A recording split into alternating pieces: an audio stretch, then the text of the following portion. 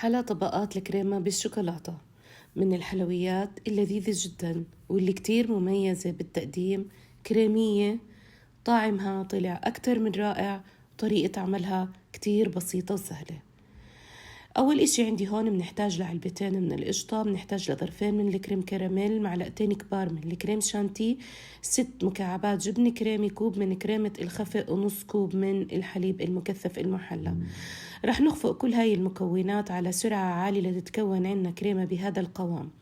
حنجيب عنا البايركس اللي بدنا نعمل فيه الحلو، وبنحط فيه طبقة خفيفة من الكريمة، وبعدين بنبلش نصف بسكوت الشاي بعد ما غمسناه بحليب مذوب في قهوة سريعة الذوبان، وبعدين بنصف طبقة عنا من بسكوت الشوكولاتة، وبعدين بنحط طبقة من الكريمة، بنرجع بنحط عنا طبقة من البسكوت، وبنحط طبقة من الكريمة. بنحاول نساوي سطحة كتير منيح، بنحطها بالثلاجة ساعتين.